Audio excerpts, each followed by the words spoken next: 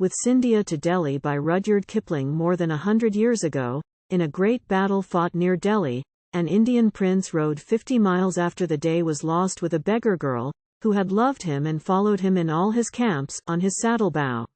He lost the girl when almost within sight of safety. A Maratta trooper tells the story.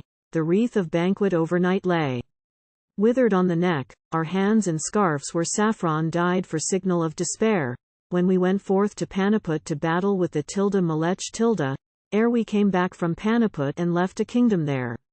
Thrice 30,000 men were we to force the Jumna fords, the hawk-winged horse of Damajee, mailed squadrons of the Bhao, stark levies of the southern hills, the Deccan's sharpest swords, and he the harlot's traitor son the goatherd Mulhar Rao. Thrice 30,000 men were we before the mists had cleared, the low white mists of morning heard the war-conch scream and bray. We called upon Bhawani and we gripped them by the beard, we rolled upon them like a flood and washed their ranks away. The children of the hills of coast before our lances ran, we drove the black Rohillas back as cattle to the pen. 'Twas then we needed Mulhar Rao to end what we began. 1,000 men had saved the charge, he fled the field with 10. There was no room to clear a sword, no power to strike a blow, for foot to foot, aye, breast to breast, the battle held us fast, save where the naked hill men ran, and stabbing from below brought down the horse and rider, and we trampled them and passed.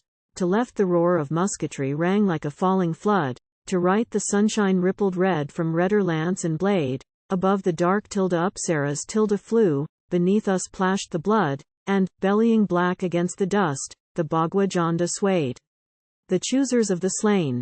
I saw it fall in smoke and fire, the banner of the Bhao. I heard a voice across the press of one who called in vain, Ho! Anand Rao Nimblehore, ride! Get aid of Mulhar Rao! Go shame his squadrons into fight, the Bhao is slain. Thereat, as when a sandbar breaks in clotted spume and spray, when rain of later autumn sweeps the Jumna waterhead, before their charge from flank to flank our riven ranks gave way. But of the waters of that flood the Jumna fords ran red. I held by Scindia, my lord, as close as man might hold. A Suba of the Deccan asks no aid to guard his life.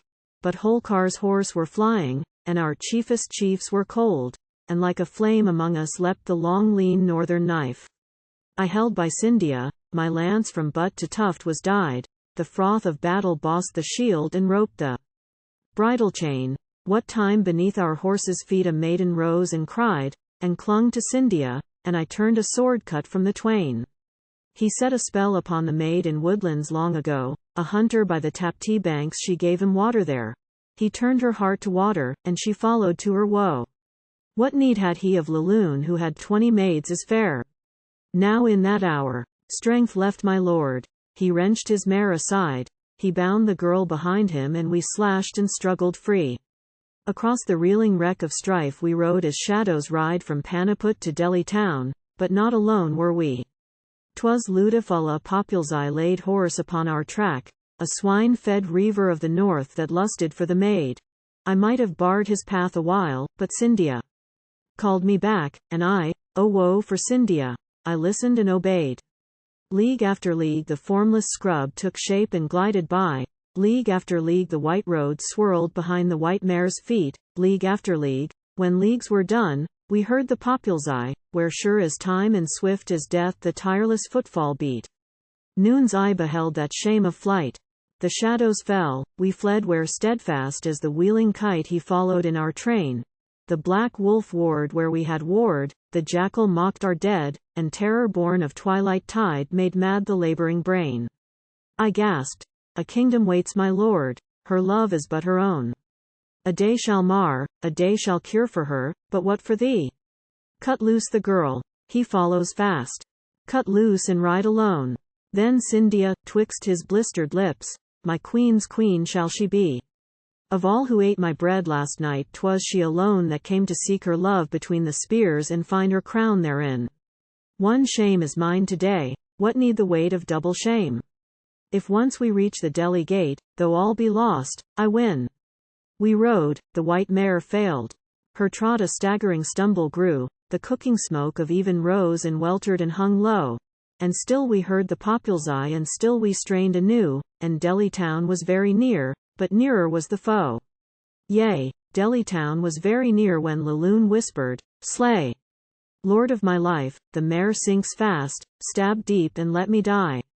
But Scindia would not, and the maid tore free and flung away, and turning as she fell we heard the clattering populsi. Then Scindia checked the gasping mare that rocked and groaned for breath, and wheeled to charge and plunged the knife a hand's breadth in her side. The hunter and the hunted know how that last pause is death.